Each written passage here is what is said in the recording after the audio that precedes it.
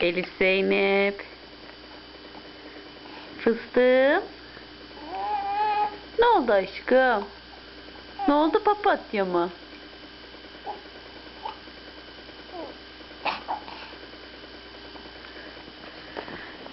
Elif. Hey, ne? Ne kızım benim? Ne? Ne yapıyorsun sen? Ne? He. Ay. Ay. Ay. Elif.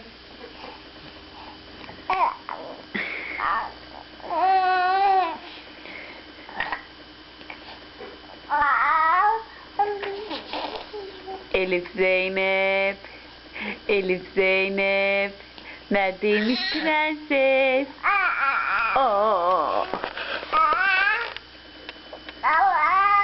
Hani baba? Baba?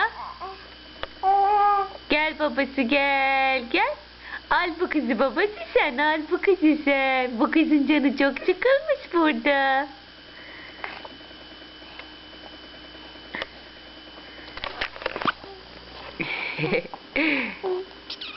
Az yerim seni.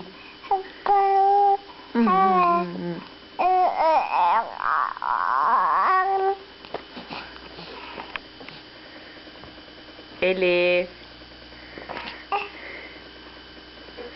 Ah.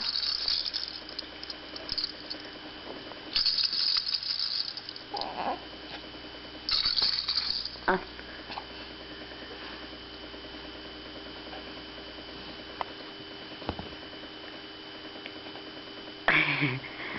Ah.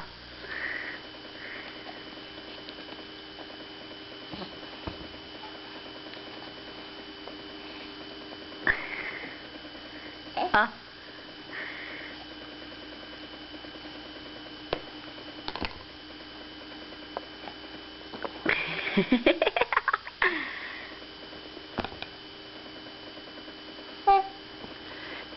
Elif.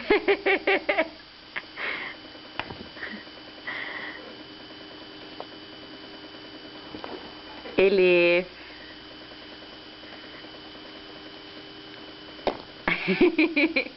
Ay yerim onu ben. Yerim onu ben. Yer yer. Yapıyorsun sen ya.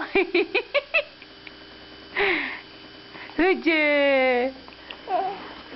Benim kızım etek mi giymiş bugün? Bakalım. Ay çok da güzel etek varmış.